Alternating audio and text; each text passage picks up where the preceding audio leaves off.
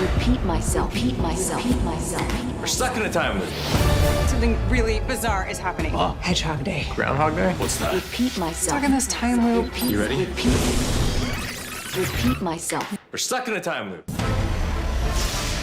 There is a war coming. And history needs you to be ready. So where do we start? Let's do this.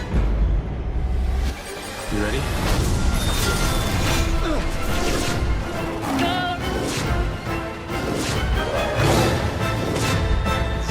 We're good. We got the right stuff. DC's Legends of Tomorrow, Mondays at 8, 7 Central.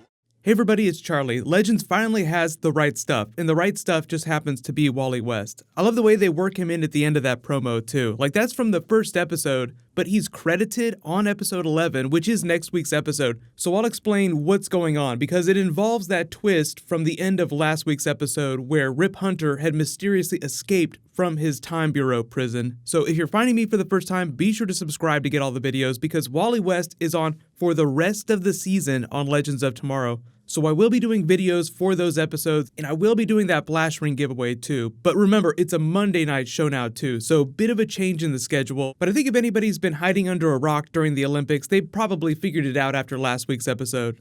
The big thing they're doing this week is Groundhog's Day, like they make the Hedgehog's Day joke, but with the White Snake song title, Here I Go Again, which is from the 80s, which is weird because they're all dressed up like they're inside Staying Alive during the 70s, so they're mixing and matching a lot of genres. But just to make another Flash Grodd pun, it seems like they're aping that episode of Star Trek where the Enterprise would blow up at the end of a time loop over and over again, and Captain Picard had to figure out what was going on. Somehow we've entered what seems to be a temporal causality loop. We think we're stuck in a specific fragment in time and that we've been repeating that same fragment over and over again. I think it's called cause and effect, so I'm expecting lots of Star Trek Easter eggs. But Rip Hunter is the person who is supposed to get Wally West and bring him into present day.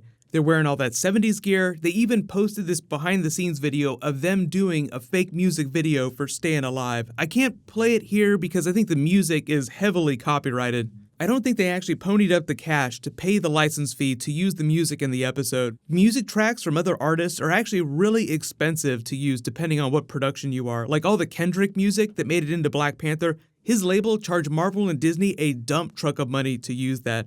But because this is a Zari-centric episode, I wouldn't be surprised if she's the one that resolves that storyline and then Wally West shows up. So I don't think he's going to help them out, but he is supposed to be featured during the episode. So it's probably some sort of post-credit scene, like the Rip Hunter post-credit scene from last week's episode. Captain Lance, I was just about to call you. Really?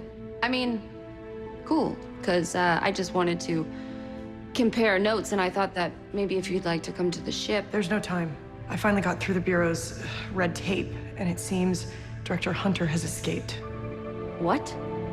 Well, where is he? We have no idea. There's footage from episode 12 and a couple of the other episodes in here too. When they're dressed up like pirates on that ship there, that's episode 12. It's called The Curse of the Earth Totem, and the description just reads, while Sarah takes some private time, which makes it sound like she's not going to be part of the episode, the legends follow a lead on the whereabouts of the Earth Totem and find themselves in 1717 on the hunt for Blackbeard's treasure. So it sounds like Blackbeard's treasure is the Earth Totem. Remember, there are 6 totems total. We know about 5 of them from the Vixen series. So the big MacGuffin this season about all the 6 different totems, that's right out of that Vixen animated series. If you didn't see it, it's on the CW seed. The Zambezi people prayed, and legend has it that their prayers were answered in the form of 5 totems, one for each great Zambezi tribe, allowing their bearers to wield the powers of nature. 1 totem for each of the elemental forces: air, earth, water, fire, and spirit.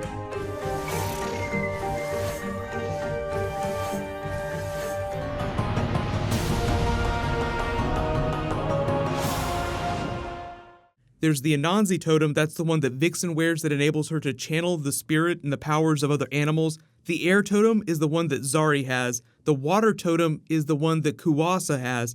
The fire totem, which Damien Dark's daughter possesses right now. Remember, we saw the young version of her character in last week's episode. The earth totem, like I said, is the one they go after in episode 12. And then the 6th totem is supposedly this unknown one that people don't know about. It's like this mystery totem that they haven't found yet. But episode 13 is called No Country for Old Dads. Then it's Amazing Grace. Then Necromancing the Stone. That actually might be the mystery totem. It might have something to do with bringing the dead back to life, so maybe mystery solved. Then episode 16, 17, and 18, we don't know the titles for those, but we do know that Wally is going to be around for the finale. So let me know in the comments, how do you think that Wally is going to help the team out? And obviously we still have Grodd floating around through space-time, so he's going to come back at some point. He's probably going to be the thing that's going to balance Wally's power out on the side of the Legion of Doom. I'm just calling them that. Technically, it's like a reformed version of the Legion of Doom. But because Wally is so powerful, you bring him on. If they were all in the same room together, he could go into what we call flash time, which I'll actually talk about tomorrow. He could move so fast that he could just steal the totems from anyone in the Legion of Doom that possesses them. So like he could take the fire totem from Damien Dark's daughter.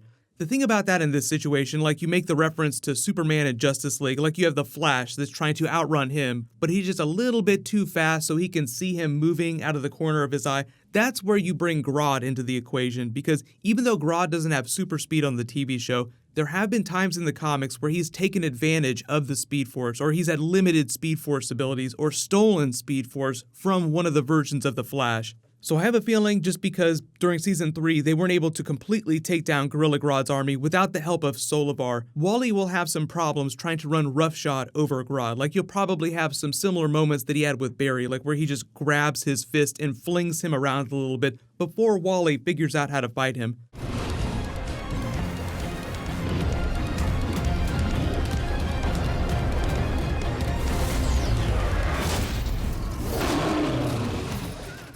So let me know in the comments, what do you actually want to see from Wally West fighting people like Grodd and the Legion of Doom? Obviously, there's going to be a lot of funny moments when he first comes on because they'll be like, holy shit, we have a Flash. This is amazing. Look at how fast he is. Because usually when you bring on characters like that, first they have some funny moments where he's like, hey, I'm the Flash. I have these crazy powers. I'll just take care of all this for you guys. But then there's some hilarious surprise that prevents them from doing that. So I'm just really curious to see how the writers handle that. Because I think the thing here is obviously they're trying to fix time, and Wally himself has not spent a lot of time using his powers to time travel, even though given enough time, he could do that just like Barry. It's just that he's never done it before. Usually it takes a little while for Flashes to learn new abilities, so hopefully he learns something new that he never knew how to do before he comes back to the Flash TV show at the end of the season.